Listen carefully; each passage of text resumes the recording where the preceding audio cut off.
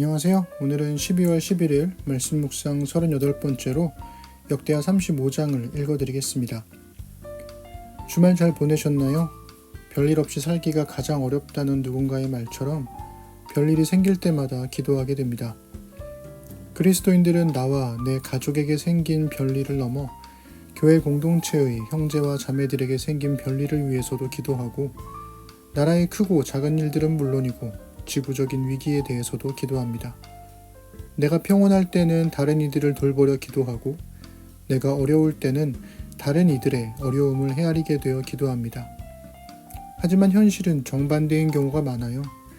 내가 평온할 때는 그 평온함에 젖어 기도하지 않고 내가 어려울 때는 그 힘겨움에 갇혀 아파하느라 기도하지 않습니다. 우리의 기도가 멈추지 않기를, 멈추더라도 언제나 다시 시작되기를 소망해 봅니다. 우상을 타파하고 성전을 정결하게 한 요시야 왕은 이제 유월절을 지킵니다. 역대하 30장에서 히스기야 왕도 유월절을 지켰지만 요시야 시대의 유월절은 더 나은 평가를 받았습니다. 요시야가 백성들과 함께 지킨 유월절은 어땠을까요? 1절부터 12절을 먼저 읽어드릴게요. 요시야는 예루살렘에서 주님께 유월절을 지켰다. 사람들은 첫째 달 14일에 유월절 어린 양을 잡았다. 왕은 제사장들에게 각자가 해야 할 임무를 맡기고 주님의 성전에서 할 일들을 잘 하도록 격려하였다.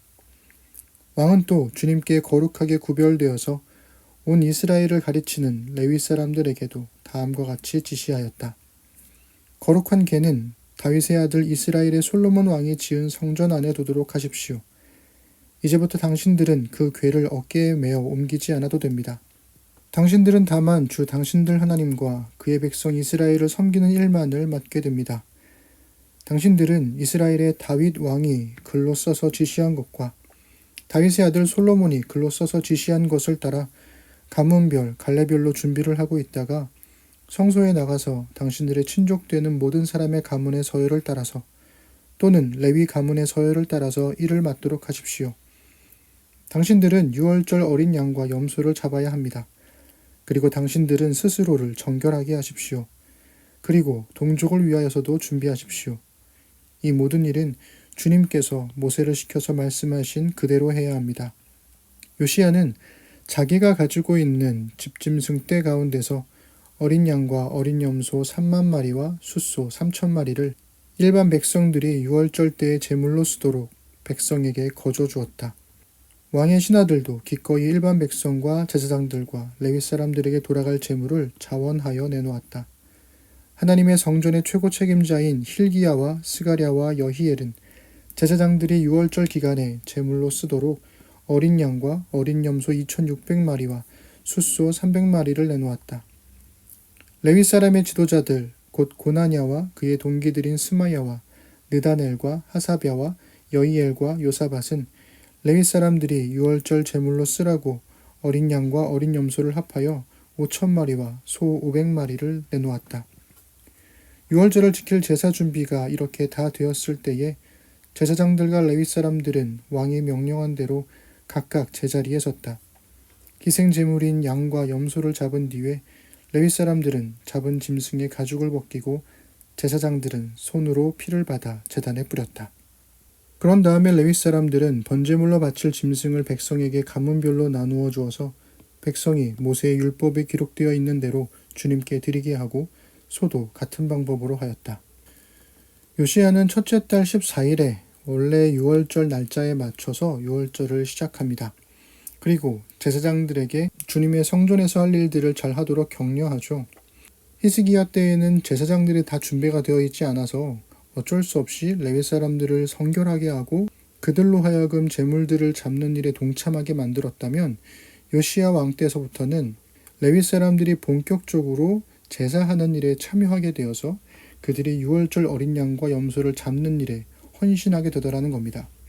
이전과는 다르게 레위 사람들이 제사에 있어서 전면에 나서게 되는 거죠. 3절 끄트머리에 보면 당신들은 그 궤를 어깨에 메어 옮기지 않아도 됩니다. 이렇게 얘기를 하는데요.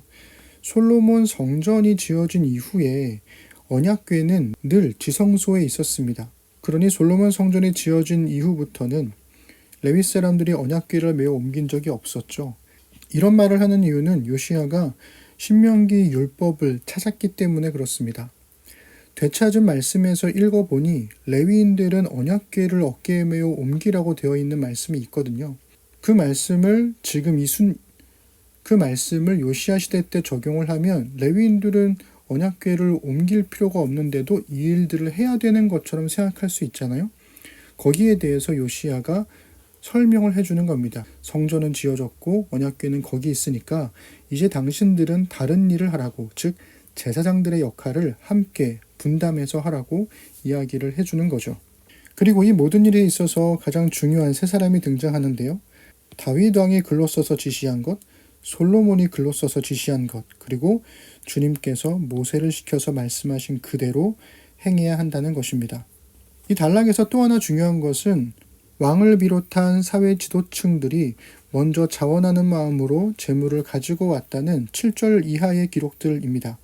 먼저 왕이 유월절 때에 제물로 쓰도록 제물들을 백성에게 거저 주었고, 왕의 신하들도 기꺼이 자원하여 내놓았다라고 얘기하고 있고, 성전의 최고 책임자인 제사장들도 유월절 기간에 제물로 쓰도록 자신들의 자원들을 하나님 앞에 그리고 백성들 앞에 내어놓았죠.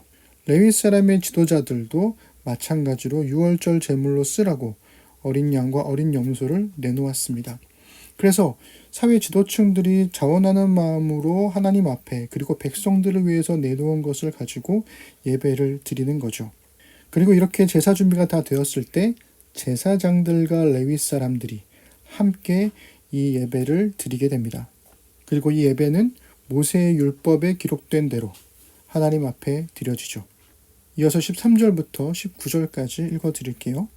레위 사람들은 유월절 어린 양을 규례에 따라서 불에 굽고 나머지 거룩한 제물은 솥과 가마와 냄비에 삶아 모든 백성에게 속히 분배하였다. 이렇게 하고 난 뒤에 그들은 자신들과 아론의 자손 제사장들 몫을 준비하였다. 그것은 제사장들이 번제로 바치는 짐승들을 불에 태우고 희생제물의 기름기를 태우느라고 밤까지 바빴기 때문이다. 그래서 레위 사람들은 자신들과 아론의 자손 제사장들 몫을 준비하였던 것이다. 노래하는 사람들, 곧 아삽의 자손은 다윗과 아삽과 헤만과 왕의 선견자 여두둔의 지시를 따라 각자 지정된 자리에 서 있었고, 문지기들은 각자가 책임 맡은 문을 지키고 있었다. 노래하는 사람들이나 문을 지키는 사람들이 그들의 근무 장소에서 떠나지 않아도 되었던 것은 그들의 친족 레위 사람들이 그들의 몫을 준비하여 주었기 때문이다. 이와 같이 그날의 요시야 왕이 명령한 대로 모든 일이 다 잘 준비되어 주님께 예배를 드릴 수 있었다. 사람들은 유월절을 지키며 주님의 단에 번제를 드렸다. 그때 거기 모인 이스라엘 자손은 유월절을 지키고 이어서 이레 동안 무교절을 지켰다. 예언자 사무엘 이후로 이스라엘 안에서 이처럼 유월절을 지킨 예가 없었고, 이스라엘의 역대 왕들 가운데서도 요시야가 제사장들과 레위 사람들과 그때 거기 모인 온 유다와 이스라엘 사람들과 예루살렘 주민들과 함께 지킨 그런 유월절은 일찍이 지켜본 왕이 없었다. 유월절을 이렇게 지킨 것은 요시야가 나라를 다스린 지 18째 해가 되던 때의 일이다. 유월절 제사를 드리는 상황을 상상해 보면 그리 거룩해 보이지만은 않습니다. 동물들을 잡느라 온통 피비린내가 진동했을 것이고, 고기들을 불에 굽고 삶고 태우느라 연기가 자욱했을 것이며, 시각적으로는 사방에서 붉은 피가 보여서 정말 어지러운 상황이었을 겁니다.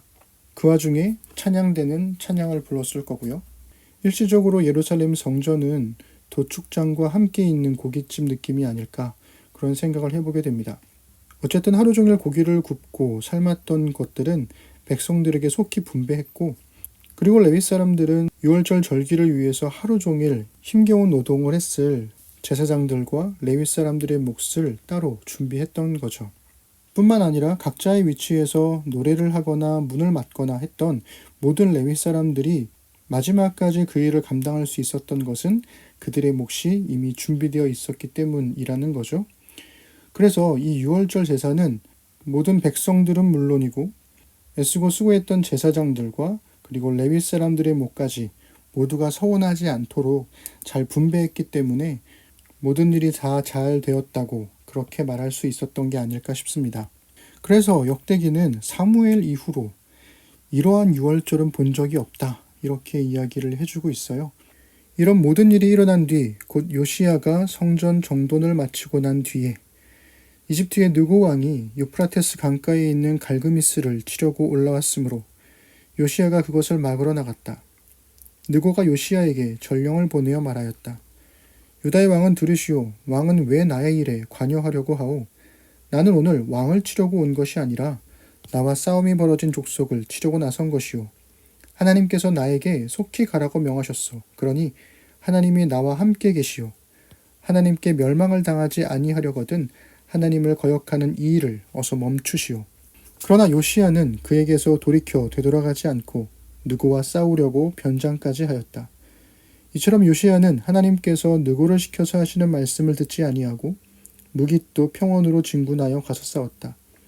그때 적군이 쏜 화살이 요시야 왕에게 박혔다. 왕이 자기 부하들에게 명령하였다. 내가 크게 다쳤다. 내가 여기서 빠져나가도록 나를 도와라. 그는 부하들의 부축을 받으면서 자기의 병거에서 내려 그의 부사령관의 병거를 타고 예루살렘으로 돌아와 숨을 거두었다. 사람들은 그를 그의 조상들의 묘에 장사하였다. 온 유다와 예루살렘 사람들이 그의 죽음을 슬퍼하였다. 예레미야 예언자가 요시야의 전사를 애도하는 애가를 지었는데 노래하는 남녀가 요시야 왕을 애도할 때에는 이 애가를 부르는 것이 관례가 되어 오늘까지 이른다. 그 가사는 애가집에 기록되어 있다. 요시야의 남은 사적, 곧 그가 주님의 율법에 기록된 대로 한 모든 선한 일과 그의 업적은 처음부터 끝까지 이스라엘과 유다 열왕기에 기록되어 있다. 아멘. 역대하 35장은 시간을 훌쩍 뛰어넘어 요시야의 죽음에 관한 이야기로 마무리 짓고 있습니다. 이집트의 바로 느고가 유프라테스 강가에 있는 갈그미스에 전투를 하러 가는데요. 제국들의 길목에 있던 남유다 왕 요시야는 그것을 막으러 나갔다가 죽음을 당하게 됩니다. 여기서 역대기가 놀라운 것은 이집트의 느고 왕이 하나님의 명령을 받아서 이 전쟁을 시작했는데 요시야가 그 말씀을 듣지 않아서 그가 죽음을 당했다고 이야기를 하는 것이죠. 그리고 이 요시야의 죽음은 오래전 북이스라엘의 최악의 왕이었던 아합의 죽음과 굉장히 흡사합니다. 아합도 변장해서 전쟁에 나갔고 전쟁 중에 화살을 맞아서 죽었죠. 그리고 자기 병사에게 자신을 이 전장에서 데리고 나가달라고 이야기를 하고 밖으로 나온 뒤에 숨을 거두었습니다. 위대한 왕 요시야의 죽음은 북이스라엘의 아합 왕의 죽음처럼, 즉 하나님의 말씀을 듣지 않아서 죽게 된 것으로 역대기가 설명하고 있다라는 것이죠. 마지막 부분은 우리에게 익숙한 예레미야 예언자가 등장하는데요. 예레미야 예언자가 요시야를 위해 지었다는 애가는 우리에게 전해지고 있지는 않습니다. 이렇게 요시야의 이야기는 끝이 나죠. 왕으로부터 신하들에 이르기까지 먼저 자원하여 백성들을 위해 제물을 드리고 절기의 예배를 위해 종일 수고하고 애쓰는 제사장들과 레위인들이 서운하지 않도록 살뜰하게 그들의 몫을 챙겨주는 유월절이었습니다. 준비하는 사람들이나 참여하는 사람들이나 함께 기뻐하는 유월절이죠. 히스기야 왕 때는 오랜 기간 멈췄던 유월절을 서둘러 지키느라 날짜를 미뤄야 했지만 요시야 왕 때는 율법에 기록된 대로 날짜를 지켜서 히스기야 왕 때보다 더 많은 제물을 드림으로써 사무엘 이후에 하나님 보시기에 가장 흡족한 유월절이라는 평가를 받기도 했습니다. 요시야 통치 18년째 되는 해였는데요. 이 말은 유월절을 회복하기까지 18년이나 걸렸다는 거죠. 18년간의 헌신이 유월절로 결실을 맺게 되었습니다. 요시야가 31년을 다스렸다는 역대하 34장 1절에 따르면 요시야 통치 18년의 유월절과 요시야의 죽음 사이에는 13년간의 긴 공백이 있습니다. 요시야는 갈그미스로 향하는 이집트의 느고 왕을 막아섰다가 죽게 되는데요.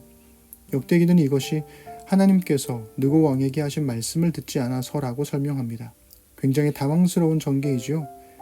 이는 34장 24절에 훌다 예언자가 전한 심판의 말씀으로 향하는 피할 수 없던 결말이지 않을까 싶어요. 요시야의 죽음과 함께 남유다 왕국의 마지막 희망은 꺼져버린 걸까요? 내일 역대하의 마지막 장인 36장으로 만나겠습니다.